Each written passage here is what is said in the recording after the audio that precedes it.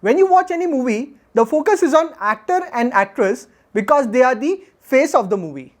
But there is a whole set of team that works behind the scene, including the director, choreographer, scriptwriter, musician, etc. And they all work equally hard and are responsible for the success of the movie. Similarly, when you look at a beautiful car or bike, you admire the brand, be it Audi, BMW or Ferrari. But there are companies that work behind the scene and provide the components to the car and bike manufacturer. They are called auto auxiliary companies. In one of the previous videos, I discussed about Motherson Sumi. And in this video, I want to discuss another world-class Indian auto auxiliary company, that is Endurance Technologies. Hello everyone, my name is Sahil and this is my Personal Finance Academy where I explain everything about money management in layman's language. If you are new to this channel, then let me introduce you to the various series that we run on this YouTube channel. So we have a top series where I identify the top stocks based on a specific theme or idea or market cap. For example, I created videos on top 15 monopoly stock, top 18 large cap, top 10 mid cap, top 10 small cap, top 10 companies of Tata Group, etc. Then we drill one level down and take top 3-4 companies in each sector and do a stock comparison analysis. Then we drill one level down and pick one stock and investigate in detail about every aspect of the company. From now on, I have drilled even one level down where we will discuss the future growth prospect of the sector and company in detail. So this is the 23rd video on the series of stock fundamental analysis where we will do the fundamental analysis of Endurance Technology. I have divided this video in two parts. This is the first part of the video where we will analyze the company and its business, competitive strength, future growth prospect and the financials to decide if Endurance is fundamentally strong or not. In the second part of the video, we will analyze the future growth of the sector and the company in detail and discuss the valuation of the company to decide if it is worth investing in Endurance at current levels. So let's get started with the first part. Established in 1985, Endurance Technology is a leading provider of two-wheeler, three-wheeler and four-wheeler auto components. Endurance Technology started as an aluminum casting supplier to Bajaj Auto. At that time, 95% business of the company was from Bajaj Auto. But Endurance Technology founder Mr. Anurag Jain soon realized that they need to reduce the dependency on Bajaj Auto to grow quickly. And then they started expanding to other products like disc brake, shock absorber, clutch assembly, etc. Today, Endurance Technology is an auto component supplier to world-class companies like Audi, Porsche, BMW, etc. If you look at the various product categories of Endurance, it includes 4 categories: aluminum casting and machining, suspension, transmission and braking system. As you can see in the image, for two-wheelers within aluminum casting, it includes alloy wheel, engine cover, crankcase, cylinder head, etc. Then it has got shock absorbers, clutch, rotary disc, disc brake, assembly component, etc. In four-wheelers, it provides suspension and body parts like steel wheel hub, cross number and engine parts like cam carrier, exhaust manifold, oil pan, etc. If you look at the revenue by category, two-wheeler is the largest contributor with 56% share in revenue. Four-wheeler with 32.3% and three-wheelers and others have 11.7%. If you look at the revenue by geography, India contributed 71.4% in total revenue and Europe contributes 28.6%. Overall, on company and its business, I would rate it 10 on 10. Endurance Technology's first strength is strategically located facility. Endurance Technology has got 26 manufacturing plants across the world with 17 plants in India and 9 plants in Europe that ensures timely delivery to their clients across the globe. Second strength is diversified product range. Endurance manufactures a wide range of products and services for diverse requirement of customers. Third strength is innovation with R&D. Company focuses a lot on R&D to develop innovative, lean and cost competitive design to maintain a technological edge across product range. Fourth strength is end-to-end solution provider. Endurance not only just provide auto components, it also provides end-to-end services from conception to end-user delivery. It also provides aftermarket sale for wide range of technology incentive auto components.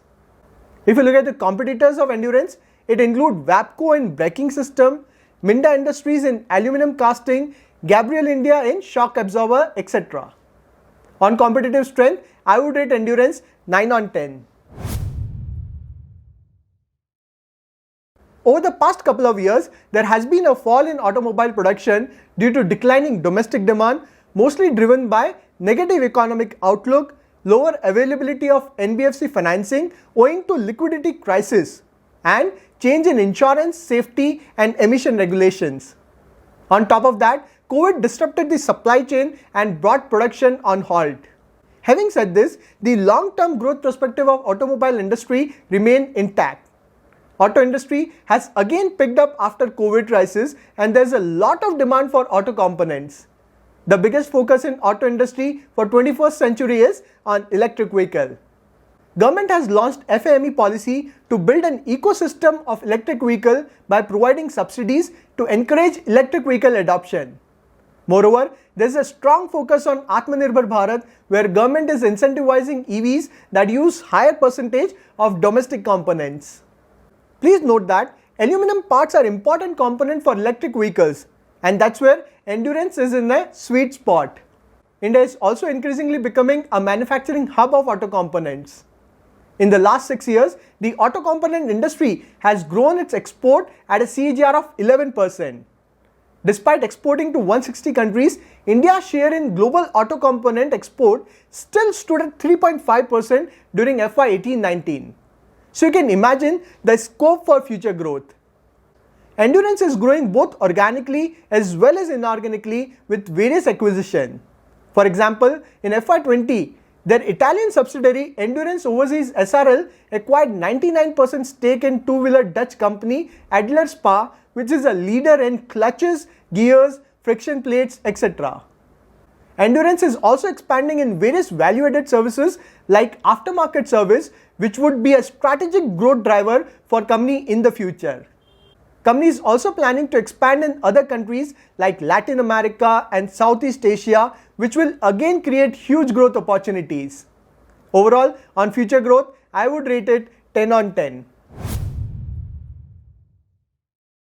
In the last 10 years, Endurance revenue have grown from 3,129 crore in March 11 to currently at 6,011 crore at a CAGR of 6.93%.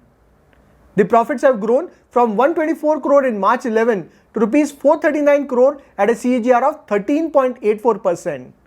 This slow growth is mainly due to slowdown in auto sales globally. But it is expected to pick now and the next 3 to 5 years should show a good growth for auto industry. Overall, on growth ratio, I would rate it 8 on 10. If you look at the operating profit margin, it has been consistently growing from 12% in March 15, which is great. The latest operating margin stood at 16%. If you look at the ROE and ROCE, both are around 20% till March 20 and due to COVID, it has fallen to 13.7% and 15% respectively. Overall, on profitability, I would rate it 9 on 10. If you look at the debt to equity, Endurance debt to equity is constantly declining from 2.53 in March 11 to currently at 0.18. Hence, on debt to equity, I would rate it 10 on 10. Endurance reserves have increased from Rs 400 crore to the levels of 3054 crore. Its free cash flow has been positive every year and the latest free cash flow is 176 crore in March 20. If you look at the latest shareholding pattern, Endurance promoters hold 75% stake in the company that shows the trust of promoters. FII are holding around 10% stake in the company and DII are holding around 12.8% stake. Please note that DII have constantly increased their stake in the company. Public holding is just 1.59%, that shows Endurance is not very popular among retail investors. Probably because retail investors like fancy companies or products they are aware of and not behind the scene companies or B2B companies. So in the first part of this video, we discussed about the company and the business of Endurance Technology, competitive strength, future growth prospect and financials. I hope you found the analysis of Endurance Technology useful.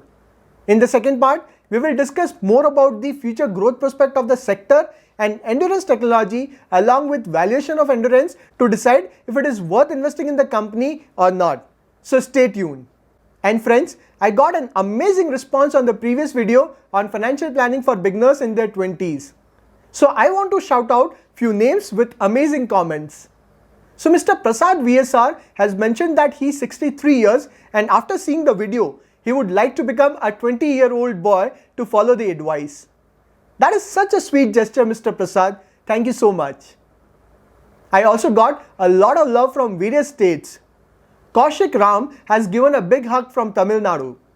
Muthuram Govindam has given love from Tamil Nadu. CD Das has given a big thanks from Kerala. Madhvi Lata has commented hats off from Andhra Pradesh. Looks like I've got a good follower base in South India. Probably because this channel is in English. I'd like to get the same love from North India. Also planning a Hindi channel in the next 3 to 4 months. Mr. Govinda Rasu has mentioned that it will be an eye-opener for many youngsters even more than 20 years. Mr. Jamshed Hydros has mentioned that he has shared this video in family group and to his kids. Amazing. Mr. Ishan is saying that he is 16 and already started investing. Kudos to you, Ishan. Wish I was also able to do that. Shivangi Singh has mentioned that this video should have been put 15 years back. Better late than never. Mr. Jagdish AB is a doctor and he says that I wish I had met you when I just finished my MBBS.